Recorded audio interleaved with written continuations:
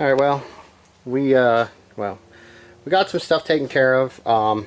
Re-zip tied this up a little bit. I actually bore scoped the cylinder. It does have some aftermarket pistons, which is definitely a plus. I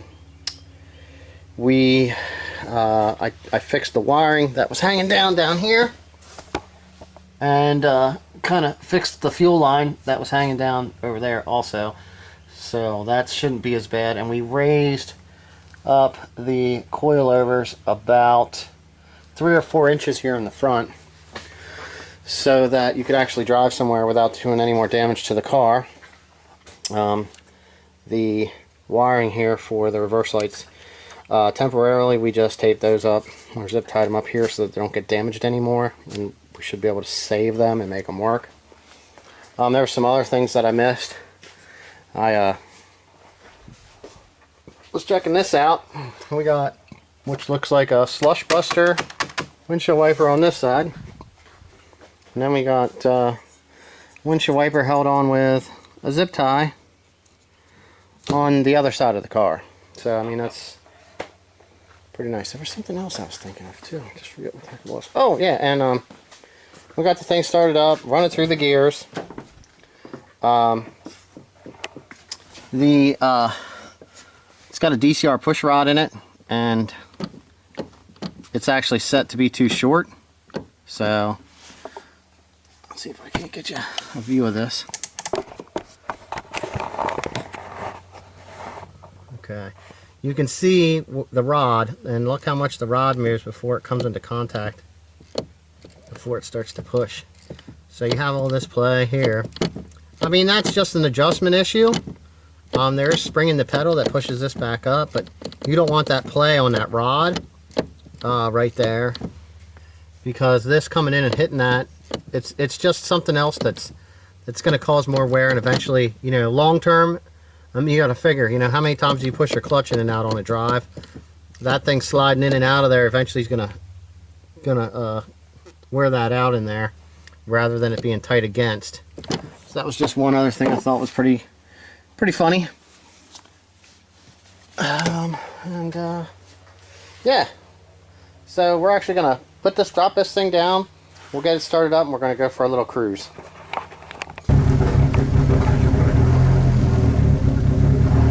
What?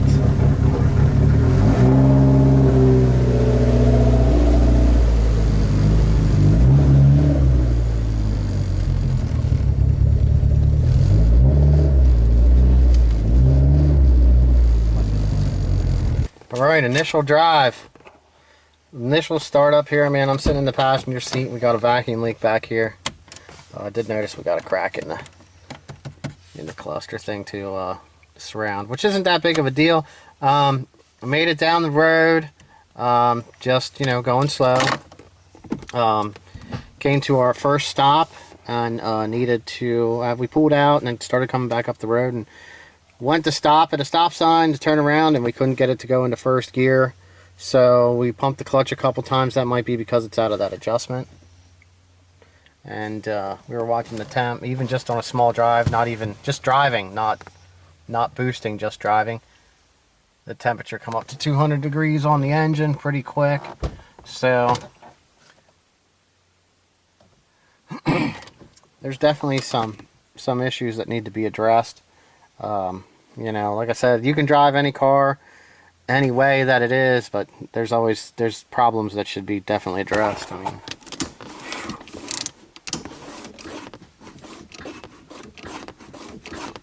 e-brake needs adjusted. There's another one. It actually holds though. And then I guess, I don't know, there's slack here. Either that's in a cable or something's loose on this shifter, because it shouldn't be having that much play. So we got to look at that, whether that's a bushing. That might be what's causing our problems getting in and out of gear, or it could be that the cables are actually melted. It's hard to say on this. See if I get my hand in there. That one feels good. You do smell fuel as soon as this thing sits. Makes you wonder where it's coming from. Like I said, that tank had a bunch of fuel on it. That, I think.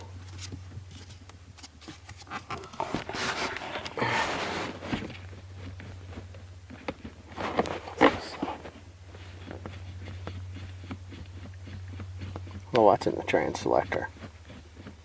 Hear it out there? Which means? It's the bushings are good here, so we should pull that battery in the tray and check the cable out there, because this is the forward. It's tight here. The transmission is bad. Not necessarily. We don't know yet. Okay. So there's play in the shifter inside, and this is where our play is. If you look right here where my finger is on this back one, see how there's play? I'm moving this up and down, and then we have this play here. There's actually a roll pin that goes through there, and that roll pin's starting to wear off to the point where it's sheared off. So when you're trying to shift this, you can see it moving. So I mean, in all reality, yep, you can see it right here. The pin's starting to come out the back. Bad direction. Come over this way, right next to the camera. Yeah, right in there. So right back here we have the pin. This is the roll pin. It's actually starting to go out. So I don't know if somebody drove that off at one time so they could get this bolt out over here, or what the scenario was. But there's a lot of play in that shaft. So I mean, and personally, in my opinion, I would just replace this entire shift selector plate on this transmission before it's even driven any kind of amount of time. That right there, that's terribly sad. Alright, well, we got a little shifter issue, as you've seen in the last video. So what we did was we pulled this off here. We're still working on, I don't know, what do you want to call this thing, the Blue Nightmare? It's pretty fitting here. So, alright, well, we got that off. Everything's pulled apart. Like I said, I'm not pointing fingers. I don't know who put what together. All I do is I just show what is wrong and what needs fixed. So, we removed the shift selector plate, but we had, which ones were they? We had, these were the bolts for the transmission mount. They held the transmission mount in. And then we had these holding the battery tray bracket, which is actually the mount that goes to the frame that the transmission mount goes into. So, I mean, it had an AGP mount in it. So, there's that.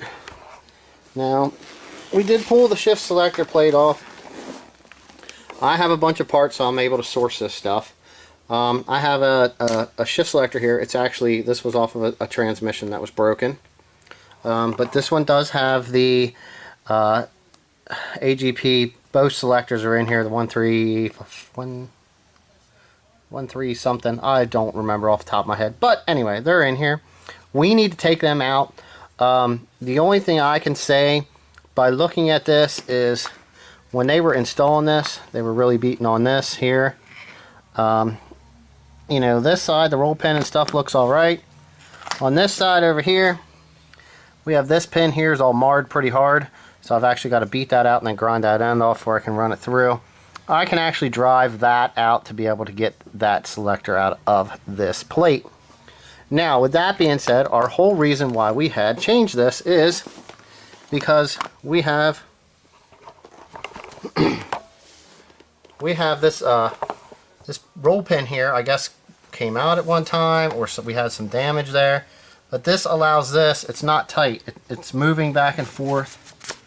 You can watch the center, and that much little bit of play, that's like having a bad bushing in your bad bushing or no bushing in your cable. It's really no different there. So I mean, this was, whoever replaced this was just not a great idea. So I don't know what the deal was or what happened, why it was broke, but this was just not a quality repair. So now, and this right here is what caused a lot of the shifting problems. Like I said, we took this thing for a drive. We went down the road. It seemed to go through the gears okay up on the jack stand here on the little lift. So we had play in the shifter. We noticed we had play in the shifter. It didn't want to go into first gear even when we were stopped. So we came back right away. I was like, let's figure this out. So I pulled the shifter boot off, checked the bushings down underneath before I even got out of the car, and it had to be something out here. You could actually hear, it making this noise if you were moving the shifter back and forth. Well, it was in first gear or any gear because it moves this shift selector. Now, this is what it should do. There's almost none there. I mean, you know, you got to figure this is probably like an 18-year-old part, so that's kind of expected. You know, a little bit of play. But you know, you got to figure we got this, and we got this.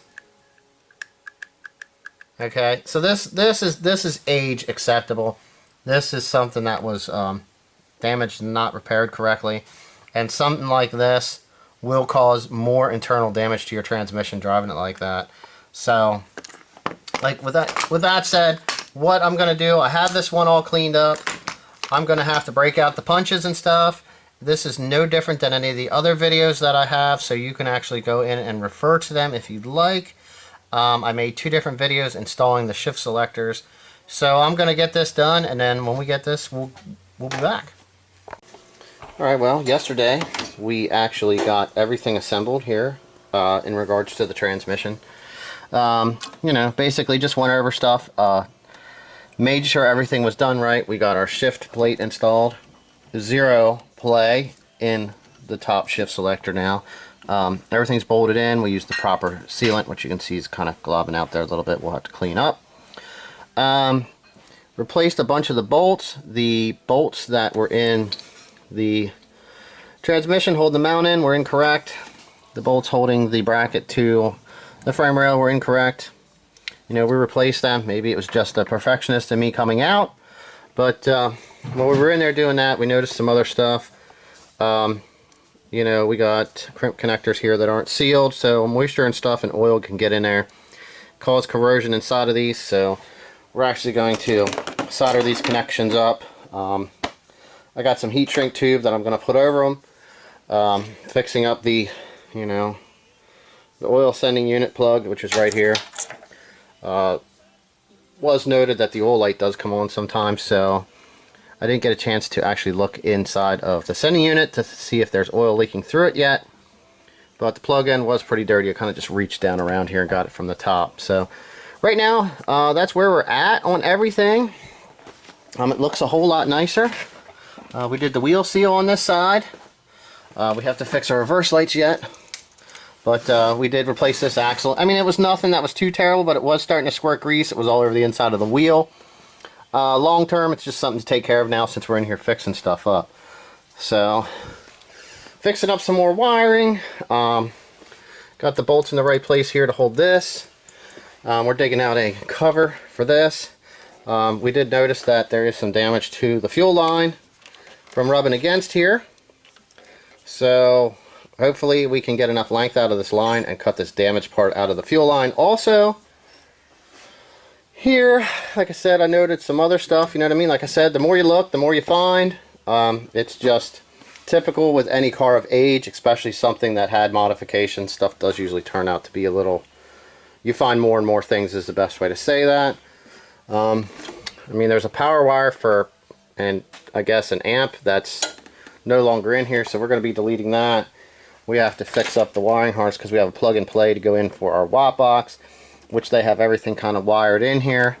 So with all hopes, we don't find anything too terribly bad, or that's just, you know, basically not repairable, or can just be fixed up. Here's a good one. What's this? Why is this? Here's a plug for the,